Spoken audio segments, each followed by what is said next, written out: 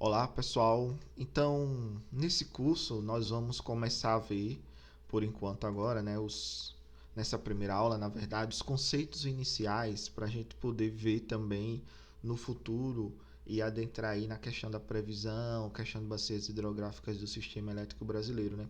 Entender, né, o porquê, na verdade, a hidrometeorologia ela é muito importante para o setor elétrico, ok? Então, para iniciar, vamos dar uma olhada aqui na nossa matriz elétrica brasileira, como está hoje, né?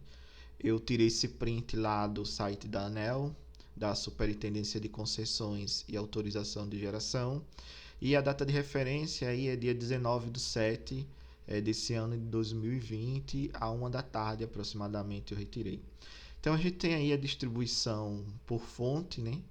É, eólica, PCH, unidades fotovoltaicas, usinas elétricas e UTE, entre outras coisas, né? Usina termoelétrica e assim. E aqui a gente tem todos os pontos, né? Onde tem todas essas fontes aqui no país, né? Então a gente vê claramente nesse mapa essa distribuição.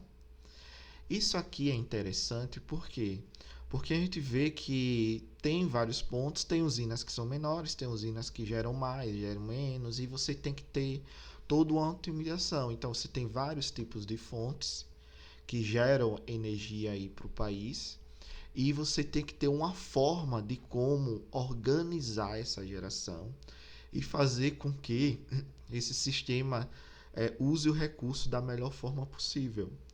E o grande gargalo hoje, né, na verdade não gargalo, né, mas a grande questão é que o país ele apresenta aqui quase 60% de unidades hidrelétricas, né, usinas hidrelétricas, ou seja, a gente tem muita usina que depende da componente das vazões, e as vazões em si, ela faz parte aí do ciclo hidrológico. Por quê? Porque você tem que ter chuva, essa chuva ela vai ser transformada aí que a gente usa, né, na previsão modelo chuva-vazão. Você vai fazer um balanço hídrico na bacia, você vai ver o quanto de chuva vai chegar no rio e o quanto dessa chuva, né, que chega no rio vai chegar nos reservatórios, vai ser usado para geração e por aí em diante, né? E a segunda maior fonte aí que para geração, né, de energia são as usinas térmicas, aqui representando 25% aproximadamente do total hoje que tem, né, instalado no país. Então, basicamente, o que você estuda de hidrometeorologia é o quanto você vai ter de água disponível nesse primeiro momento, né, para você poder utilizar esse recurso natural para gerar aí sua energia. Então, quando você tem menos água disponível, você vai ter que despachar térmicas, e térmicas ela tem um preço, né, tem um custo, que é o CVU. E as usinas hidrelétricas têm o que a gente chama de valor da água. Então, apesar da água ela ser uma coisa grátis, né, por assim dizer, mas você tem um custo para utilizar ela, né? Então você não pode simplesmente secar o reservatório ou usar o máximo recurso do rio ali, porque tem outras coisas também que a ANA regula, né? A Agência Nacional de Águas. É a disponibilidade para outros processos, como alimentação, dessenitação animal, consumo humano dessa água no rio, entre outras coisas, e depois a gente vai falar mais isso especificamente, né? Então nós temos, na verdade, aí um grande problema. Qual é o problema que a gente tem? É como a gente otimizar esses recursos para poder fazer a melhor escolha possível. E isso a gente tem três modelos hoje no setor vigente que é utilizado para precificação de energia, que é o modelo, o primeiro é o New Wave, que ele é um modelo que está observando aí 5 anos de previsão. A base dele toda é praticamente estatística, né? A gente só precisa fechar o mês atual com o que a gente acredita que vai acontecer em invasões médias, reservatório, entre outras coisas, mas isso é detalhes para um curso mais à frente. O segundo modelo é o Decomp, que já está olhando aí um horizonte mensal, né, 2 meses aproximadamente, e olhando aí de característica semanal esses 2 meses, ele já é um pouco mais determinístico. Ele tem um modelo chuva-vazão que entra, né, para sempre prever a semana operativa a próxima semana operativa, né? E depois entra também o modelo estatístico, que é o Previvaz, tem o GVASP, tem vários modelos aí dentro para também você ter essa noção e trabalhar dentro dela nessa questão da previsão aí de vazões e como é que vai entrar. E também temos o modelo D100, que ele já está aí no horizonte diário, mas ele está olhando aí também as previsões horárias para poder definir qual é o preço horário, dependendo, né, na CCE horário e semi-horário no ONS. Então você vai perceber que o maior parte aí dessa variação dos preços que a gente encontra, né, o próprio valor do preço semanalmente, agora diariamente com a entrada do DECEM a partir de janeiro de 2021, vocês vão notar claramente que você tem uma dependência muito grande aí dessa parte de hidrometeorologia. Então, esses conceitos iniciais, eles são muito importantes para você já chegar a ser um modeleiro, como a gente chama, um middle, e você entender aí como funciona essa parte que a gente observa do mercado, é, olhando pelo aspecto hidrometeorológico, e você ter uma noção de qual será aí a tendência que teremos para os próximos dias, no caso do DECEM, do New Wave anual, né, que trabalha mais com a parte climática, e o Decomp na parte semanal aí no horizonte de até 2 meses aproximadamente. Então esse problema aí que a gente tem que resolver, né? Isso é um diagrama simples que eu fiz, então a gente tem que tomar uma decisão. Se a gente usa os reservatórios ou não usa os reservatórios do sistema. Então, se você usa os reservatórios do sistema e chove, você fez uma escolha certa. Por quê? Porque você usou esse reservatório, depois choveu e você conseguiu recompor esses reservatórios. Mas se você usa esse reservatório, você tem aqui e seca, você vai ter um problema de déficit no futuro. Então você tem a tendência de aumentar esse preço a longo prazo. Então a gente sempre está olhando o curto prazo e o longo prazo, né? Que a gente chama a função de custo presente e a função de custo futuro. Então você resolveu usar os reservatórios, choveu, escolha boa. Usou o reservatório, secou, você tem um déficit e isso vai acabar despachando mais térmicas, aumentando o custo, entre outras coisas. Isso é de uma forma bem simples que a gente tem que olhar, porque claro que tem outras coisas mais complexas também que influenciam nessa escolha, né? Como linha de transmissão, entrada ou saída de operação de máquinas para, por exemplo, quando ela sai, fazer alguma manutenção, entre outras coisas, mas isso não vem ao caso agora, né? E o segundo é, se eu não usar o reservatório, choveu, eu vou jogar água fora, eu vou verter essa água, né? Então, choveu, eu verto essa água. Então, a água que eu poderia ter usado, eu estou vertendo, porque o meu reservatório encheu, chegou a um determinado limite, e eu tenho que liberar essa água para não comprometer esses meus reservatórios e o meu reservatório. Agora, se eu não usei os reservatórios e a gente teve aí um período seco, esse período pode ser 5 dias, 10 dias, um mês, um ano, por exemplo. Exemplo agora, né? Desde 2013, 2014, mais ou menos, a gente vem passando por uma grande seca. Exemplo, a bacia de São Francisco. Então, foi feita uma otimização e percebeu-se que naquele momento era para despachar um pouco mais de térmica no Nordeste ou nas outras regiões. Assim, um modelo que vai decidir, né? E o ONS tende a seguir como referência esse modelo. E se secou, aqui nesse caso, e eu não usei os reservatórios, eu fiz uma escolha certa. Por quê? Porque eu guardei essa água para. Eu não sei ainda, né, quando essa seca vai acabar, por exemplo, porque eu tenho ali meu meteorologista, tenho o pessoal da hidrologia que está acompanhando diariamente para ver o que vai acontecer. Mas eu fiz uma escolha certa, por quê? Porque eu consigo manter uma estabilidade do preço e esse preço ele consegue manter aí um padrão bem esperado, porque o modelo enxerga que tem um pouco mais de reservatório e você vai ter uma compensação isso nesse despacho de térmicas. Então, basicamente o que os modelos fazem? Eles fazem um equilíbrio aí entre usar ou não as hidráulicas ou usar ou não as térmicas. Então, ele vai fazendo, se secou aqui, tá e não, eu não estou com reservatório bom, vou despachar um pouco mais térmica, porque no futuro isso pode comprometer aí o meu sistema, né? Esse ponto aqui ele é interessante porque ele mostra duas visões que são bem perceptíveis quando você começa a trabalhar com modelagem, você começa a trabalhar nas empresas. Você tem aí a diferença entre submercados e bacias hidrográficas.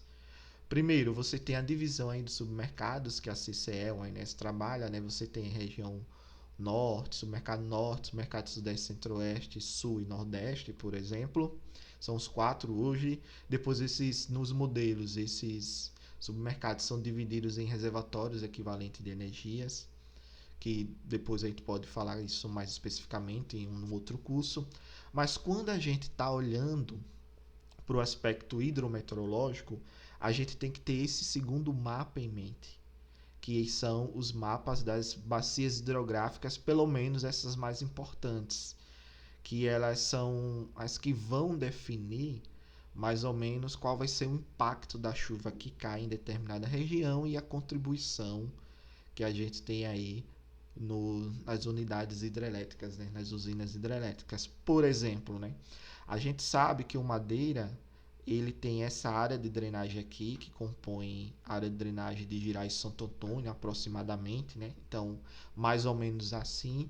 Essa região aqui, ó, ela fica na Bolívia. Então, uma chuva que cai na Bolívia, ela vai demorar um tempo para chegar a Girais e Santo Antônio, que fica localizado mais ou menos aqui nessa pontinha de Rondônia. E toda a energia, né, a maior parte da energia gerada, na verdade, nessas duas usinas, em Giral e Santo Antônio, ela é injetada diretamente no submercado Sudeste e Centro-Oeste. Então, muitas vezes a gente vê, né, a meteorologia falando, tá chovendo na região norte. Então, a pergunta que vocês fazem é, onde na região norte? Tá chovendo aqui nessa região do Acre. Tudo bem, não vai interferir em nada, não está contribuindo para a região de Girais e Santo Antônio. Mas você viu lá no mapa meteorológico que tem previsão de chuva para Bolívia, para toda essa região aqui, né? Bolívia, a parte do Peru, por assim dizer.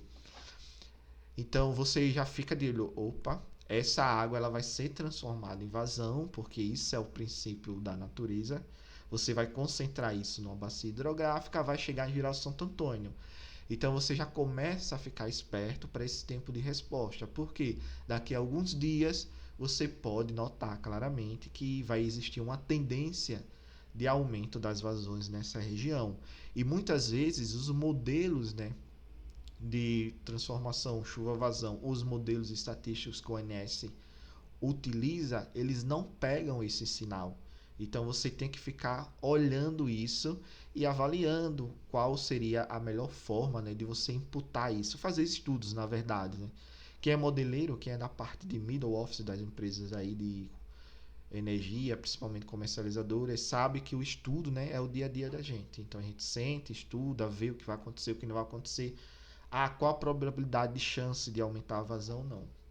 Outro também importante aqui, outro exemplo, né, importante é a região sul. Você tem três bacias aqui, essas três aqui, e às vezes aparece a notícia, tá chovendo na região sul ou no Rio Grande do Sul. Onde está chovendo? Choveu nessa área aqui em branco, não vai interferir no sistema na região sul. Choveu aqui não. Agora, choveu aqui nessas duas, por exemplo, aí sim você tem uma resposta. Choveu aqui no Iguaçu, você também vai ter uma outra resposta e por assim dizer, né? Então, essas bacias são as que daqui a pouco eu devo mostrar algumas tabelas para vocês ou nas próximas aulas. Vocês vão perceber que tem grandes importâncias, elas têm uma grande contribuição, tanto para a ENA como para nível de reservatório, por assim dizer. Nesse próximo slide eu mostro aqui o nome dessas bacias, né? Nesse primeiro momento, não se preocupem em decorar esses nomes, isso aqui é com o dia a dia que você vai perceber o que você vai pensar, né? Olhar para o mapa e já vai dizer, essa é a região da bacia do Xingu e Xingu tem Belo Monte. Por exemplo, aqui, né, a bacia do Xingu, Belo Monte fica mais ou menos nessa região, se eu não me engano. Aqui, bacia do Rio Tocantins, Araguaia, essa aqui. Tucuruí fica mais ou menos aqui, que são bem importantes para a região sul do país, região norte do país, na verdade, né? Sob o sistema norte, e Belo Monte, por exemplo, ele manda parte aqui da energia que ele gera, né? A maior parte também para a região sudeste. ele conta no subsistema norte, mas a maior parte da geração vem para a região sudeste do país. Isso eu já estou falando em região geopolítica, né? Não, e também submercados, como a gente viu aqui, essa divisão nesse estado. Então você tem uma complementariedade aí de você está olhando as bacias do sistema com o aspecto hidrometeorológico e você está olhando aí os submercados, né, que é quando o pessoal do trading vai fazer as negociações na mesa. Eu tenho aí, por exemplo, no sudeste, a bacia do Rio Madeira, que é importante, a bacia do Rio Grande, a bacia do Paranaíba, a bacia da região incremental Itaipu. Temos outras também, por exemplo, a bacia do Paranapanema, mas eu coloquei as que têm maior contribuição. Né? A bacia do Paranapanema é mais ou menos nessa região aqui que eu acabei de desenhar. No sul, nós temos o Rio Iguaçu, a bacia do Uruguai, a bacia do Jacuí e Taquariantas, né, que tem essas divisões aqui. Nordeste, basicamente, a contribuição para o Nordeste em si é essa região aqui da bacia do São Francisco. Essa região aqui, mais na cabeceira da bacia, a região de Três Marias, ela conta mais como o Sudeste, né, para o Sudeste. Centro-Oeste também como Serra da Mesa, que fica mais ou menos aqui, né? Que vai desde Serra da Mesa a Peixe Angical, que fica mais ou menos nessa região. Também elas contam mais para a região sudeste do país, né? Para o submercado sudeste, mas isso nós veremos em outros cursos mais. Como esse curso é mais introdutório, né? Tem um aspecto introdutório, então estou mostrando uma generalização mais para vocês, até porque a gente vai precisar de algumas informações dessas nas próximas aulas. Então aqui eu mostro nessas tabelas, né, a contribuição que tem aí cada bacia dessa para a formação da ENA aí por subsistema, né? Então, por exemplo, aqui eu tenho a bacia do Paraná, essa primeira bacia que é considerada do modelo, a bacia do Grande, a bacia do Paranaíba e a bacia aqui do Rio Madeira, né? Que seria, nesse caso aqui, como o Madeira está no Rio Amazonas, a gente chama do Rio Amazonas. Então, basicamente aí essas 4 bacias é que durante o ano tem a maior contribuição aí na formação da ENA do submercado sudeste, por exemplo.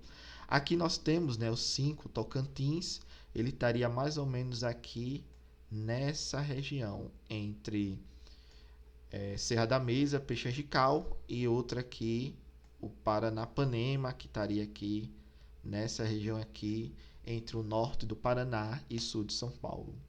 Na região sul, nós temos as 3 bacias principais, né, que é a bacia do Iguaçu, do Uruguai e do Capivari. Então, a bacia do Iguaçu e do Uruguai, a Iguaçu é essa bacia aqui, e a bacia do Uruguai é essa bacia aqui entre o norte do Rio Grande do Sul e a região de Santa Catarina. Então, nós temos essas distribuições aí, onde as mais importantes na questão da ENA no sul é a bacia do Iguaçu e Uruguai. Depois vem a Capivari, Mauá, né, Itajaí e Jacuí, completando aí uma boa parte desse sistema. Essa tabela ela não está completa porque nós temos várias outras bacias, né? Então, se você somar aí, provavelmente você não vai conseguir chegar aos 100%, ok? Depois nós temos aqui, né, a localização dos principais reservatórios do sistema. Então, tem essa região aí que é conhecida no setor como quadrilátero dos reservatórios.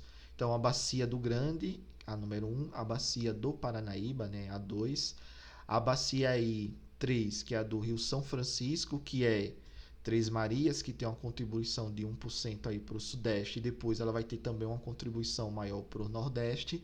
E a 4, que é a região de Serra da Mesa, na bacia do Tocantins, né, que fica ali próximo a Brasília, que representa aí 17% mais ou menos desse armazenamento para o Sudeste, né?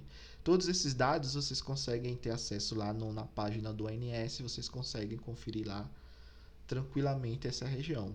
Então, quando chega lá no período hidrológico, né, que a gente chama de hidrológico, que é o início do período chuvoso, lá por outubro, né, que vai até mais ou menos março do ano seguinte, essa região ela é de muito interesse na avaliação das condições, né, do Sistema Interligado Nacional e essa disponibilidade de água que teremos. Por quê?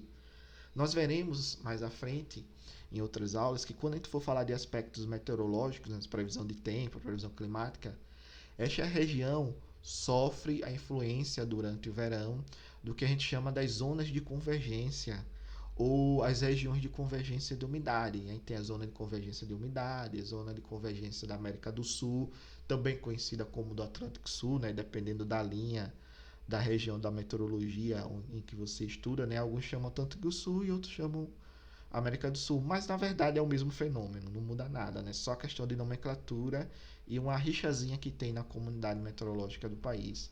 Mas o fenômeno em si, ele acaba causando muita chuva nessa região e você tem aí uma recuperação muito boa dos reservatórios durante esse período aí chuvoso nessa região. Quando olhamos agora a região sul do país, nós vemos que as três bacias elas têm um grau de representação boa nesses níveis de armazenamento da região sul. A bacia do Iguaçu, a número 1, 2, Jacuí e a 3 do Uruguai, representam aí, né, um total esmagador de 95% do armazenamento da região sul do país. E nós vemos claramente que esse sistema, ele quando chove, é bom para a região sul porque você tem esses excedentes energéticos e você consegue utilizar essa água e transferir para a região sudeste. E quando a gente for olhar o aspecto da meteorologia, dessa como funciona, né, o regime de chuva anualmente na região sul do país, principalmente nessas três bacias, a gente vai perceber que ele não tem um período seco bem definido, então praticamente chove durante o ano todo. Agora, quando você tem alguns fenômenos como é o Ninho Laninha, aí as coisas elas mudam, elas ficam mais interessantes. Você pode passar períodos grandes sem chuva. Quando você analisa as vazões da região sul, né, como referência aí a algumas situações ou algumas usinas hidrelétricas, né, que tem lá o histórico, você vai perceber que o sul ele é nevoso. Então ele muda da água para o vinho rapidamente. Então, o sul também é muito importante para você observar e ver qual é esse comportamento. Então, agora na região nordeste, né, os principais reservatórios mais importantes aí, o primeiro é o reservatório de Sobradinho, que fica ali no oeste da Bahia. O segundo é o reservatório de Três Marias, né, que tem uma contribuição bem grande para a região nordeste aí, praticamente 31%. E a região de Itaparica, né, que fica ali entre Pernambuco, Alagoas, Bahia, naquela região ali, onde fica mais ou menos esse número, né? Então a soma desses três reservatórios vai dar aproximadamente 96%. Um fato interessante, né, da região aí do São Francisco é que existe uma forma de analisar bem peculiar. Então, basicamente, como o que é que acontece? Quando chove na região da Bahia, na região de Minas Gerais seca. E quando chove na região de Minas Gerais, na região da Bahia seca. E outros estudos também mostram que 75%, mais ou menos 70, 75% do tempo, né, aí, se você pegar, analisar climatologicamente, a maior parte da bacia de São Francisco, ela está no semiárido, então ele apresenta aí um tempo seco bem predominante. A gente vai ver lá quando a gente for analisar a questão da distribuição de chuvas anualmente nessa região. E isso é bem interessante, porque é 70% do tempo seco e os outros 30% com muita chuva, principalmente na região ali de Minas Gerais, no norte de Minas, né, sul da Bahia, e a região ali de Três Marias. Fica mais ou menos aí onde está esses dois. Então, por exemplo, a gente via passando aí por alguns anos de seca prolongada na região de São Francisco, e bastou aí praticamente um ano para você conseguir reencher esses reservatórios aí chegando a um estágio bom, né? Mais ou menos 80, 85%. Então, esse ano agora que passou foi o ano de 2019, 2020. Foi um período hidrológico muito bom para a região de São Francisco e você conseguiu aí ter uns volumes de água suficiente para poder repressionar esses reservatórios. Depois a gente tem aí os três reservatórios mais importantes para a região norte, né? Tucuruí, ali onde fica mais ou menos o número 1, Serra da Mesa, né? com 43%, Tucuruí 51% e Balbina aí com 5%, que fica ali, apesar de não ter, como a bacia é pequena, né? Mas ele fica ali próximo à região de Manaus, Balbina, onde está ali o número 3. Então, o que é que acontece? A gente percebe também que a parte oeste aí da região da bacia do Tocantins, né, essa região mais próxima da parte do São Francisco, ela apresenta um período hidrológico bem semelhante à região do São Francisco, mas já a parte leste, né, que fica próximo aqui à bacia do Xingu, ele já apresenta um regime hidrológico bem parecido com o regime de Belo Monte, as chuvas. Então você tem, na verdade, na bacia do Tocantins, você tem dois rios principais, que é o rio Tocantins, que ele fica nessa região aqui mais ou menos, vem para cá, e você tem o rio Araguaia, né, que ele vem para cá e depois eles se encontram. A formação desses dois rios vai chegar ali a Tucuruí. Então você tem essa divisão bem clássica e que mostra claramente o comportamento das chuvas nesse subsistema. E isso é importante a longo prazo, na verdade, né? Quando você vai fazer um estudo de climatologia para colocar no seu modelo lá, né? Para você poder ir trabalhar 6 meses, por exemplo, você tem como fazer isso. Basta você sentar, aprender um pouco de climatologia e desenvolver isso um pouco mais para frente, ok?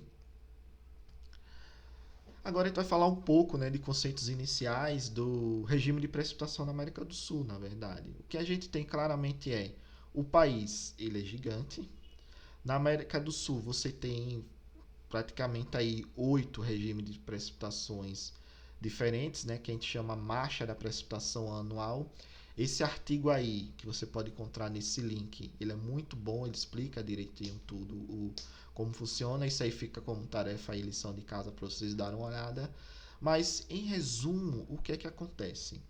Você tem aí essas 4 regiões que são as mais importantes quando você vai avaliar a precipitação e a variabilidade das vazões aí no sistema. Então, eu peguei uma estação que representaria mais ou menos aí cada região. Então, começando pelo norte e nordeste, né? Tucuruí, você tem essa sazonalidade aí da precipitação. Ali durante fevereiro, março, abril, você tem um pico de chuvas da região. Isso é climatologia, né? O que acontece normalmente, é a normal climatológica. E depois você tem um período seco ali em agosto, setembro, por assim dizer. Então você tem essa sazonalidade anual e isso aí é o que a gente chama de ano hidrológico. Você começa ali a ter o aumento das chuvas a partir de novembro e você que tem o fim do período chuvoso ali a partir de março, abril, chegando a maio, alguns momentos. Paulo Afonso, que é ali representação na Bahia, que seria mais próximo a Sobradinho, você também tem uma sazonalidade, mas você pode notar, né, que o valor numérico da chuva acumulada mensal ele muda drasticamente entre, por exemplo, Tucuruí e a região de Paulo Afonso. Né? Você tem uma sazonalidade, mas o total de chuva é menor, até porque essa região está no semiárido brasileiro. Você tem essa região R5, né, que vai aí pela configuração desde o sudeste até ali o sul do Amazonas, o Acre, por assim dizer. E essa região, ela apresenta essa sazonalidade. Você teria ali o início do período chuvoso, setembro, outubro, e o término aí em março, abril, aproximadamente. E a região 4, a região ali, eu peguei que escolhi a Santa Maria, né, para ver esses dados, são dados do IMET. Você consegue ver essa sazonalização que na verdade não existe, né? Praticamente se mantém aí pela climatologia uma média meio que constante ao longo do ano, mas claro que você tem um período aí que chove um pouco mais, que geralmente é junho, julho, agosto, né? Você nota isso com o aumento da INA nessas regiões, e você tem um período que chove um pouco menos. Então você tem 3 regiões, R6, R7 e R5, com uma sazonalidade bem clara durante o ano e uma região com essa sazonalidade que não é tão óbvia aí na região R4, que representaria as bacias da região sul do país. Depois aqui eu peguei esse mapa e criei, né, o que seria uma climatologia, né? Hoje é adotada a climatologia como a média de cada mês durante os anos de 81 a 2010. A cada 5 anos a Organização Meteorológica Mundial ela revisa essa climatologia e ela nos mostra aí um período de pelo menos 30 anos onde a gente pode considerar aí como o que seria normal. Isso é feito para retirar os efeitos, por exemplo, de uma sequência de El Niños fortes, laninhas fortes, e isso pode interferir. Então você sempre está, a Organização Meteorológica Mundial, ela sempre está revisando isso e ela sempre está mostrando, né, o que seria adotado. Claro que tem países que adotam sua própria climatologia, tem os seus estudos, mas como o Brasil faz parte da Organização Meteorológica Mundial, a gente acaba utilizando essa sazonalidade. Então você vê claramente, né, que a gente tem um período seco aqui, começando em abril, maio, junho, julho, agosto. Então esses 6 meses seriam aí os meses ainda até setembro, né? E a partir de outubro você teria aí um período chuvoso indo até março. Então você tem essa sazonalidade que vai refletir aqui, na verdade, nessas sazonalidades que nós vemos nessas regiões. O destaque aqui, por exemplo, é para a região sul, né? Você vê que tem períodos que você tem uma chuva menor, na verdade, e períodos que você tem uma concentração maior de chuva. Então você não tem uma sazonalidade bem definida, como observamos nas outras regiões, né? Nessas regiões, na verdade, aqui, né? R6, R7 e R5. Então, por isso que o sul é bem nevoso, né? Como a gente conhece aí, os midos sabem bem disso. Ok? Agora, opa, deu uma pulada aqui, voltando. Vamos ver aqui claramente, né? Tem uma introdução, mais ou menos. Depois a gente vai explorar esses fenômenos um por um, maior parte dele, né? Principalmente os que são mais importantes. E a gente vai ver claramente qual é esse comportamento e essa influência que esses fenômenos terão, na verdade, nas chuvas, né, em cada região e na geração de vazões e de enas aí que vai entrar nos modelos para você poder ter o preço. Se eu não me engano, eu lembro que teve uma época que a CCE divulgou um estudo que essa parte de hidrometeorologia ela estava responsável por aproximadamente 50 a 55% da formação do preço. Então ela é muito importante, né? Quem é middle conhece bem, sabe que esses aspectos de... E quem é trader também sabe, né? Esses aspectos hidrometeorológicos influenciam muito. E esses fenômenos aí, quando você tem, por exemplo, as ACAS aqui, né? A zona de convergência da América do Sul, do Atlântico Sul. Nesse caso aí, o autor chamou de Atlântico Sul. Essa zona aí, né? Quando o pessoal já sabe, chegou o verão, vai ter as ACAS, então já todo mundo começa a se movimentar no mercado, você já começa a ter um aumento aí de liquidez na trade, quem está em posição vê o risco, ou entra em posição, sai de posição, então começam os burburinhos e a gente sabe que, conhece, né, quem está no dia a dia, que os traders, né, eles operam muito mapa, então se tem a entrada de uma chuva vai ficar muito seco, acaba se tomando uma decisão antecipada sem ter o preço em si. Por quê? Porque hoje o custo computacional para rodar os modelos é alto, né? Então está demorando muito. Sei lá, para você fazer um encadeado no Wave Decomp, aí você vai demorar pelo menos 5 horas, porque o New Wave está demorando 4 horas em média para ser rodado e por aí vai. Então esses fenômenos a gente vai abrir eles, né, destrinchar eles um por um e nós vamos ver mais ou menos o que acontece, como interfere, como chove, o que pode ajudar ou não a gente aí numa tomada de decisão. Que a vida do milho é isso, é você simular, estudar e mostrar aí para a área de risco e a área de trade, né, nas conversas que se tem diariamente, quais são as possibilidades disso acontecer e quais são os possíveis, né, impactos que nós teremos no preço aí na precificação de energia e as possíveis mudanças ou tendências que ocorrem nessa negociação. Okay. E agora nós veremos o balanço hídrico, né? Isso é muito importante porque essa é a base dos modelos chuva-vazão. Na verdade, o que os modelos chuva-vazão eles fazem é um balanço hídrico entre o que entra de chuva, né, o que cai lá na precipitação, e o que sai, né, o que fica no rio, o que as plantas consomem, é o que você tem de escoamento superficial, escoamento subsuperficial, escoamento superficial. E essa figura, ela ilustra bem mais ou menos o que acontece.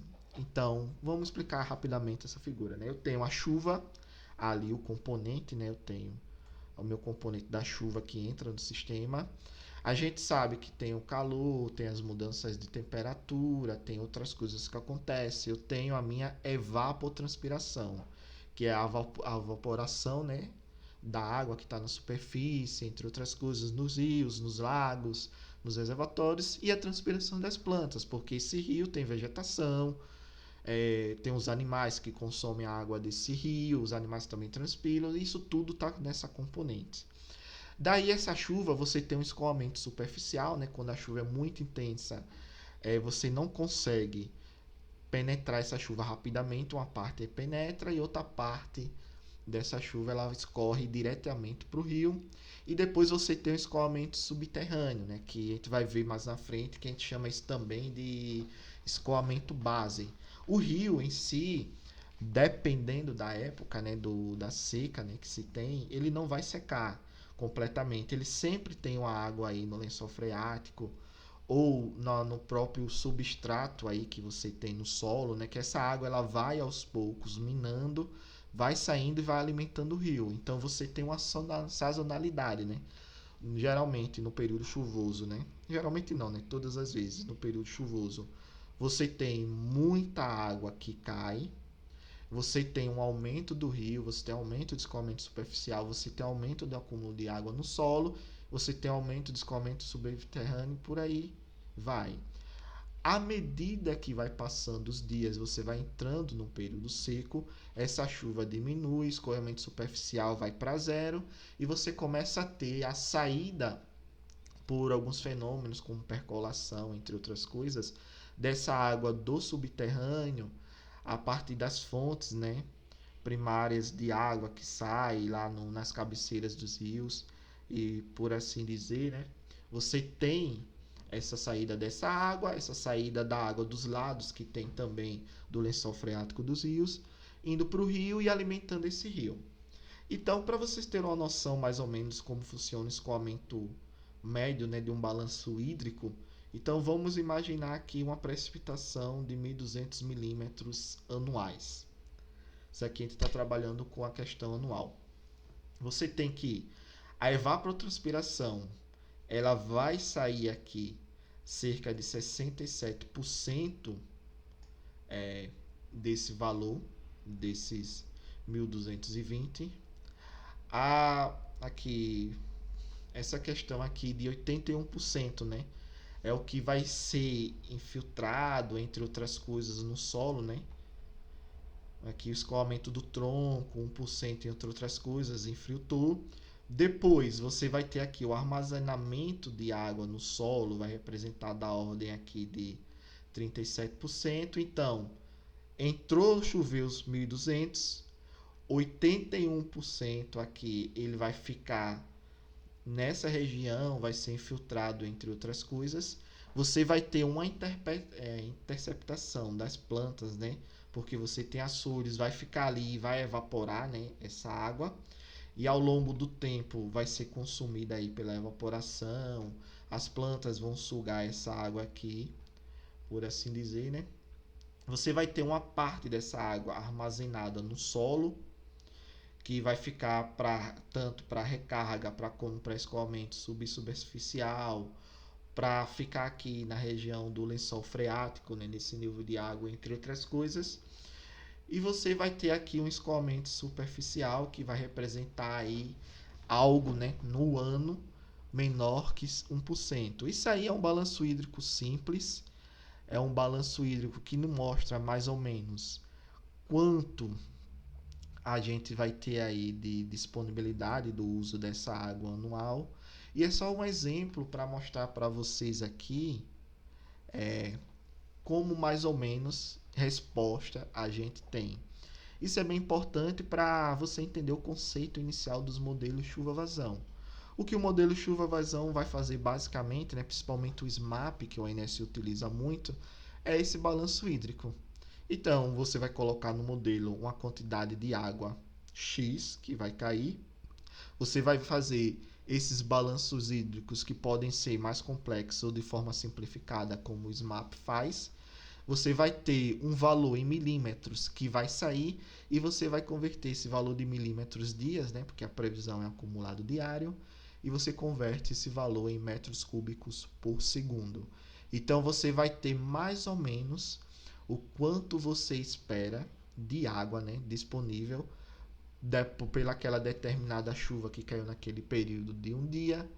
Vai ter aí o quanto você espera chegar daqui a 1 hora, 2 horas, sei lá, 10 minutos, dependendo da bacia. Um dia, 2 dias, 3 dias, dependendo da bacia, né? Que a gente tem o que a gente chama de tempo de concentração. Na bacia, quando a gente for estudar essa parte de bacias hidrográficas, a gente vai ver isso bem, bem direitinho, né? Bem assim, essa introdução bem esmiuçada para vocês entenderem, né? Como funciona mais ou menos essa questão, né? Então, pessoal, essa é a nossa primeira aula, né? Isso que eu tinha a dizer para vocês. Obrigado aí pela participação, por vocês que estão fazendo aí esse curso, né? E paz e bem. E ao longo aí do nosso curso, né? Da disponibilização desse curso, nós veremos esses conceitos iniciais mais bem destrinçados.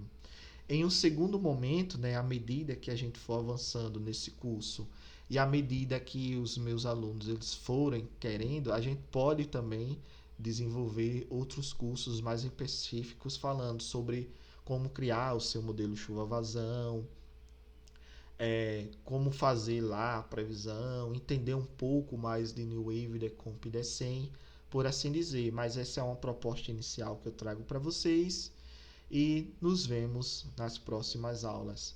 Obrigado por participar desse curso, né? E paz e bem. Até a próxima aula.